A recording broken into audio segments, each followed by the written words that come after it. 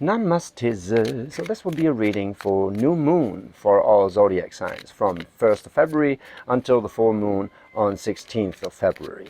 We're going to lay one overarching theme card from the universe and then clarify that with three energies that are, coming together in this. There can be a narrative in there. It doesn't have to be, though. We will get some advice from the universe with two cards spread afterwards, what to let go of and what to embrace or what energy to work with. So let's go. Money, are you ready? Money is that divine masculine deck here. He's called Manfred, but he wants to be called Money. That's what he told me. Never mind. But let's get into it. Are you ready? The overarching theme is death. The death card. It's transformation. It's transformation. And that's, basically because the new year is really starting in February. January is still a transition period, and the 1st of February marks that new beginning. So no wonder that the death card is here. It's a Scorpio energy, but never mind. This guy is just, he's bringing a flower on his, did you see that? There's a flower on his flag, right? So the death guy is actually bringing a new beginning right here, and whether he shows mercy or not, it kind of depends on who's bagging, right? But there's a lot to be gained from this card, and we're going to clarify it with three cards that either work together as a narrative or with the middle one being the crossing energy for both. And these are the three cards. Yes, they are. This is exactly it. And this was like this.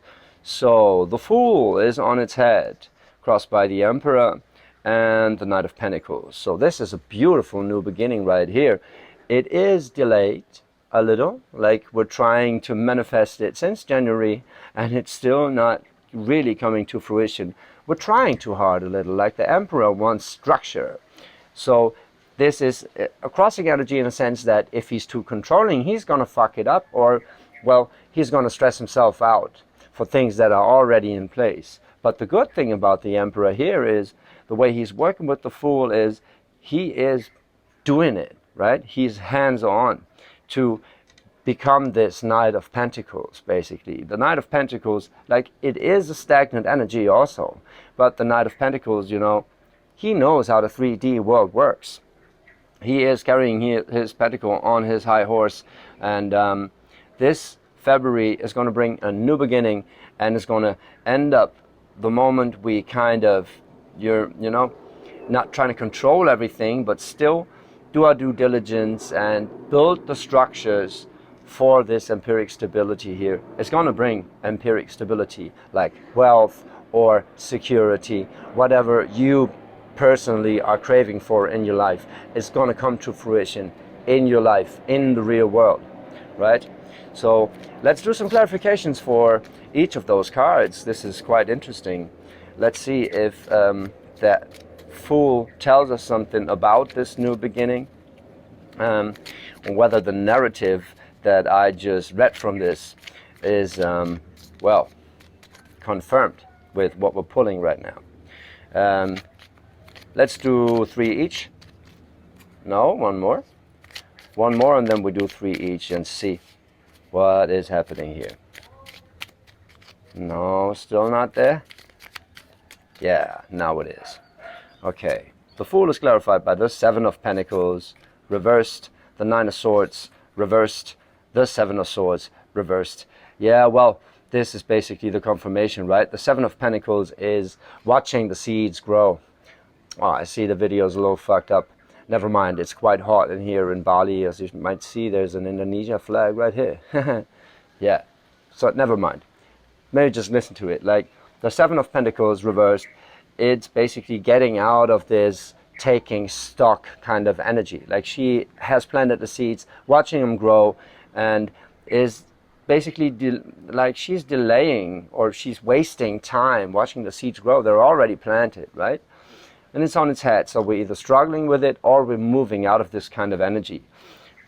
The only thing crossing it is that we're struggling with our thoughts, like the Nine of Swords. But this is also on its head. The Nine of Swords is like all the problems, all the things we need to consider, right, that drive us fucking crazy. But it's also on its head, like we're moving out of this energy. And the Seven of Swords, well, it is often read as a card of betrayal, but it's also a little witty, right? But this, in this sense, it's sort of the self-betrayal, or the way we're working with this Seven Pentacles, right? We're not true to ourselves. Actually, we're trying to, you know, somehow work with it, and we're not quite honest. We're a little deceiving, and basically deceiving ourselves about this new beginning, right? But we're moving out of this energy.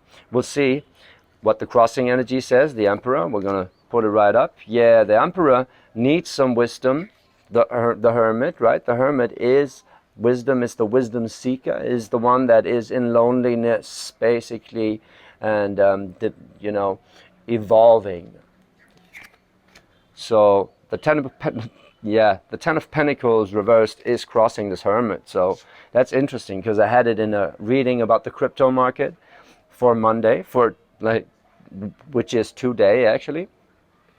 And yeah, maybe losing a sense of stability in this 3D reality is going to fuck with our inner wisdom.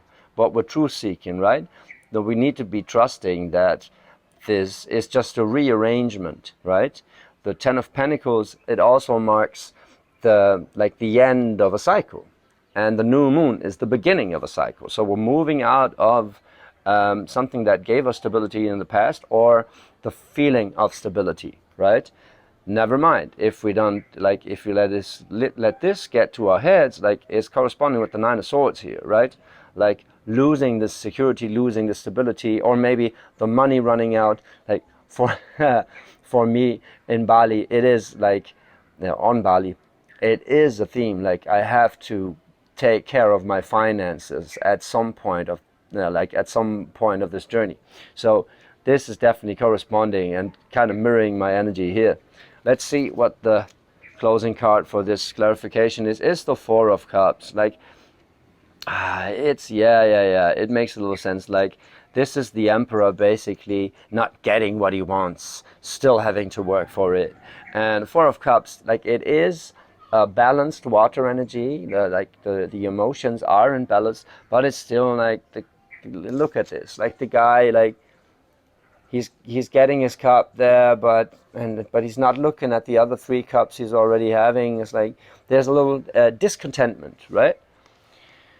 But actually, it's quite a balanced energy. Like, it is a Four of Cups. The thing is that cups, water energy, it likes more the introspective, like numerologically.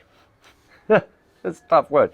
Numerologically, the more imbalanced numbers, because they're more introspective.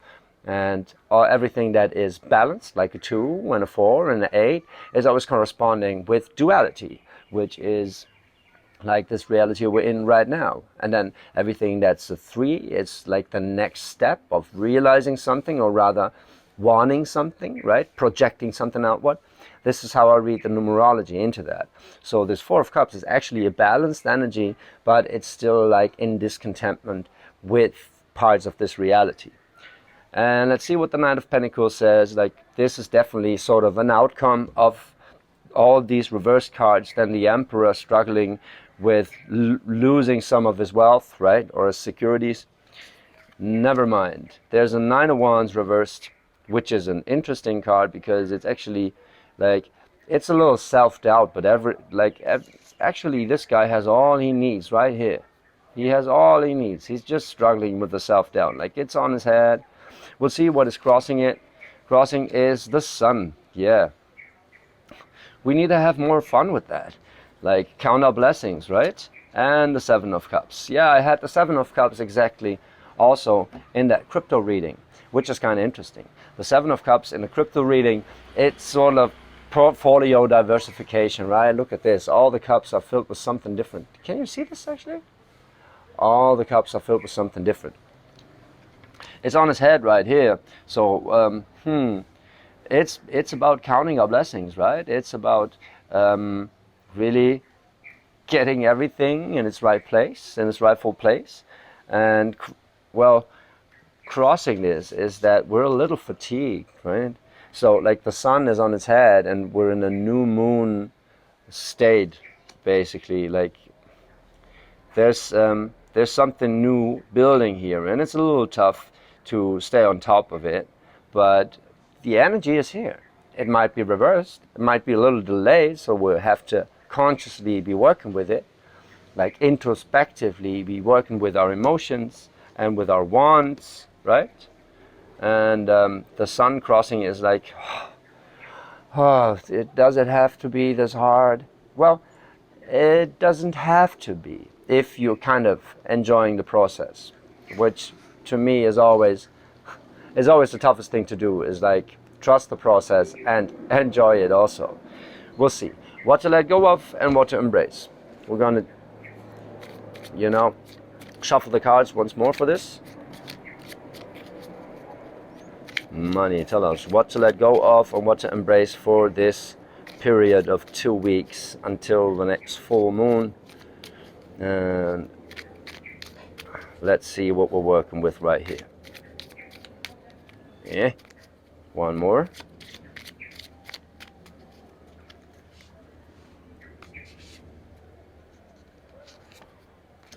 Let go of the Five of Swords, yeah. Working with the Three of Swords in reversed. This is a card of feeling betrayed.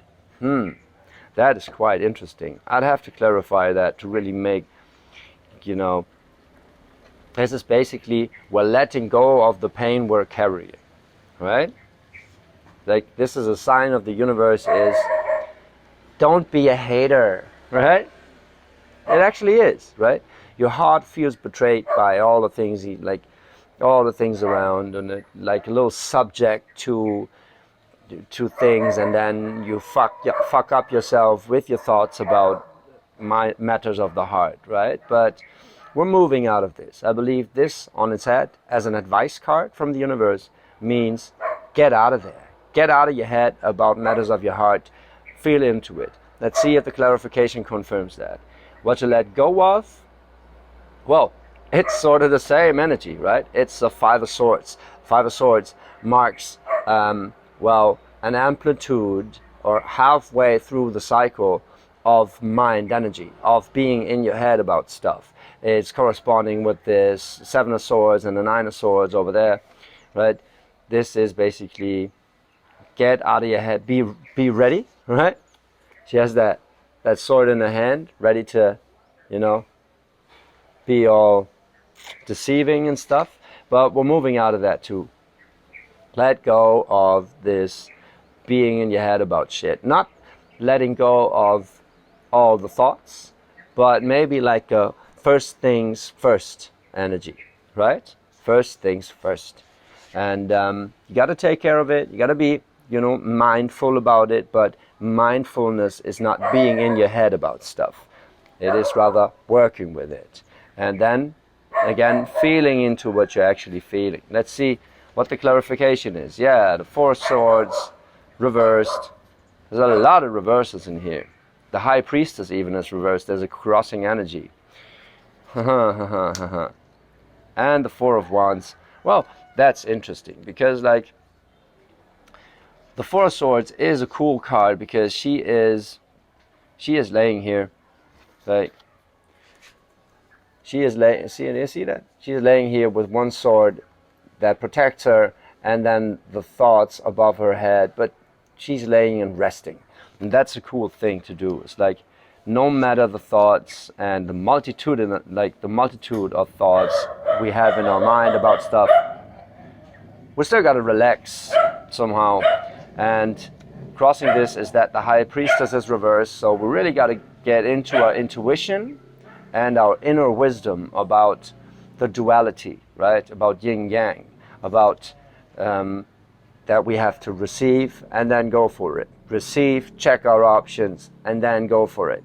And this is like the yin-yang aspect of our reality flux, basically. Is like we're manifesting something, then we gotta let go of shit, realize what is around us, where there is an opening, where there's an opportunity, and then make a decision and go for it again. So there's always a flux between that yin, taking in, and yang, projecting outward, or going for it and being hands-on about stuff. Because the outcome then is that Four of Wands, right? It is reversed, it is on its head, and maybe this is also like, maybe this is something we have to let go of, in a sense of some partnership or some commitment that didn't work out. This could also be like, this is something I do not like to read, but I gotta be honest, like the Four of Wands on its head in a position of a clarification card for letting shit go. Well, it might be letting shit go, like really a commitment that you made, or that you didn't. Maybe it's a card of celebration also, like if you party too much, maybe let that shit go. Focus on something that is really meaningful to you. Like there is something we're used to doing that we really have to let go of, and to be able to embrace something new. So the Three of Swords is clarified by the Ace of Cups, reversed though. Actually, a lot of reversals. Then the Page of Cups is the crossing energy, not reversed. It's right side up. And the Nine of Pentacles reversed. Interesting. Huh. That's interesting, because this is this feeling of being betrayed, that a new beginning we were betting on to make us happy is not really, or has not come to fruition yet, right? It's still like, the energy is there for a new beginning in emotional fulfillment, because this is what water energy really is, right? Emotional fulfillment. And then again, it is delayed. So we're kind of struggling with the energy, kind of waiting for it. Crossing this, though, is the Page of Cups. The Page of Cups, well, the Page of Cups is not a mature water energy, but it is a water energy that is willing to, go the distance, basically. Like, she knows that it's a long way, but she's filling her cup. She knows how to fill her cup, and she's ready to work with these emotions, ready to work with this Three of Swords energy, like she's clarifying.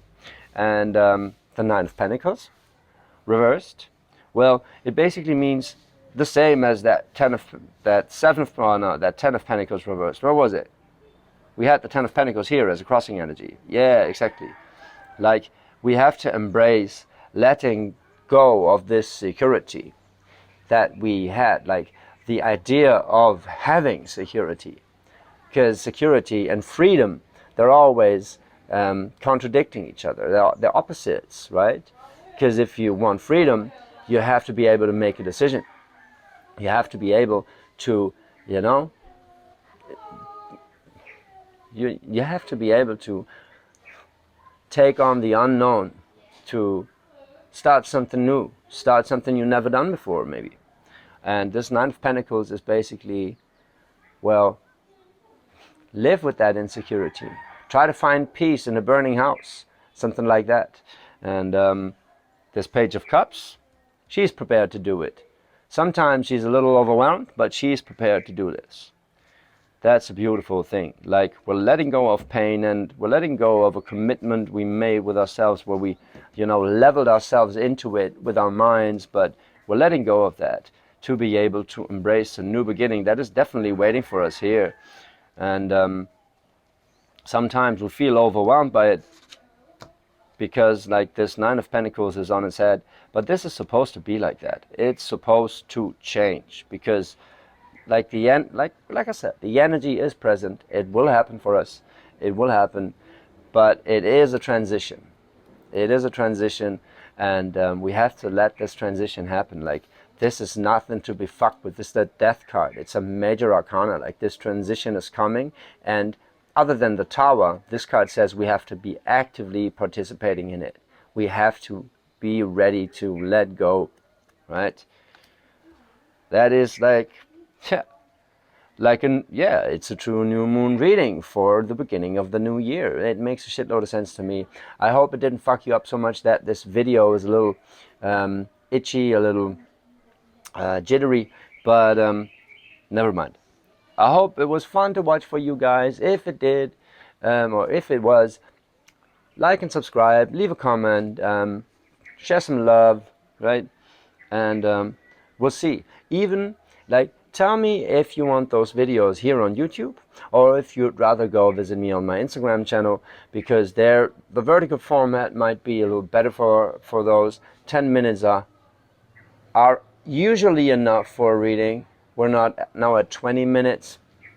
Well, it's going to be more intuitive than if I do it in under 10. But never mind. Like, if you have any preferences about the format, if you like it on YouTube, or whether you like it on Instagram, let me know in the comments. And yeah, see you soon. Love you guys. Thank you for listening.